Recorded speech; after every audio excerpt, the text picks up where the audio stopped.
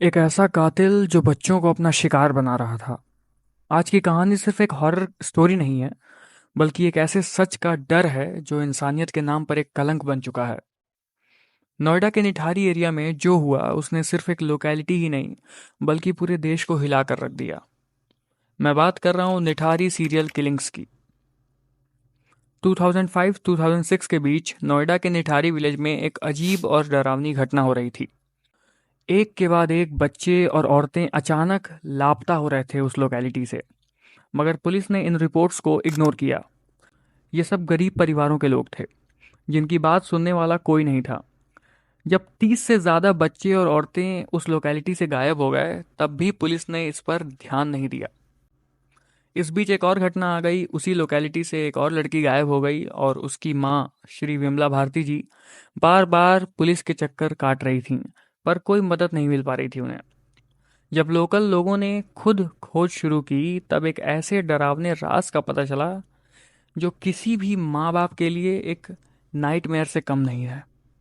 दिसंबर 2006 में एक नाले के पास इंसानी हड्डी, कपड़े और सिर मिलने लगे। यानी कि एक काले पन्नी में रैप्ड इंसानी हड्डी और इंसानी खून से लथपथ कपड़े समेटे हुए थे, जो कि उस नाली में बह रहे थे। ये देखकर पुलिस भी हैरत में रह गई। जब इन्वेस्टिगेशन आगे बढ़ी तो शक एक घर पर गया। मकान नंबर D5 सेक्टर 31 नोएडा। ये घर एक अमीर बिजनेसमैन मोनिंदर सिंह पंढेर का था, जिसमें उसका नौकर सुरेंद्र कोहली भी रहता था। जब पुलिस ने घर की तलाशी ली तो जो उन्हें मिला उसने हर किसी को हिला कर रख दिया।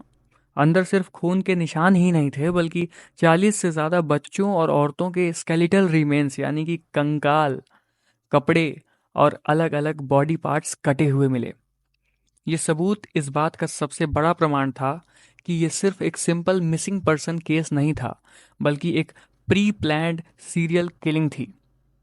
सुरेंद्र कोहली को जब अरेस्ट किया गया, तब उसने कन्फेशन दिया, और उसने जो कन्फेशन दिया उसे सुनकर पुलिस भी कांप गई। उसने एक्सेप्ट किया कि वो छोटी बच्चियों और लड़कियों को अपने बॉस के घर के आसपास से उठाता था, यानी कि मकान नंबर D5 के आसपास से, और उनका रेप करता था, और फिर उनको मारकर उनकी लाशें काट देता था। सबसे हैरतअंगेज बात यह थी कि वो उनका मांस भी खाता था। उसने कहा कि वो बॉडी पार्ट्स को फ्राई करके खाता था, और कभी-कभी उनके सिर और हाथ पैर को प्लास्टिक बैग्स में स्टोर करता था। उसने ये भी बताया कि वो मकान नंबर D5 के किचन में ही उन्हें फ्राई करके खाया करता था। ये केस मीडिया में आग की तरह फैल गया था, और पब्लिक आउटरीच भी बहुत हुआ। ये सुनकर सिर्फ पुलिस नहीं, बल्कि पूरा देश हिल गया था। जब इन्वेस्टिगेशन आगे बढ़ी तो मोनिंदर सिंह पंढेर भी अरेस्ट हुए। लेकिन एक बड़ा सवाल उठा, क्या सिर्फ सुरेंद्र कोहली दोषी था, या पंढेर भी इसमें शामिल थे? कोर्ट में ट्रायल चला, और 2009 में सुरेंद्र कोहली को फांसी की सजा सुनाई गई, और मोनिंदर सिंह पंढेर को भी इनिशियली दोषी माना गया था। लेकिन बाद में सबूतों की कमी की वजह से उन्हें छोड़ दिया गया, और सुरेंद्र कोहली की फांसी की सजा 2014 में उम्र कैद में बदल दी गई। लेकिन जो फैमिलीज अपने बच्चों को खो चुकी थीं, उनके लिए ये इंसाफ काफ़ी नहीं था। उन्होंने पुलिस की बेकार इन्वेस्टिगेशन, बढ़ते करप्शन और पॉलिटिकल प्रेशर पर भी सवाल उठाए। वैसे अगर पुलिस ने पहले एक्शन लिया होता तो शायद इतनी जान बच सकती थी।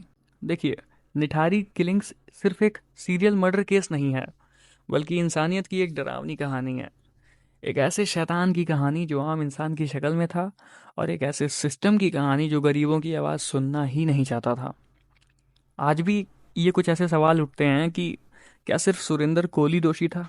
क्या मनिंदर सिंह पंढेर सच में बेगुनाह था, या किसी पॉलिटिकल इन्फ्लुएंस की वजह से उसे बचा लिया गया?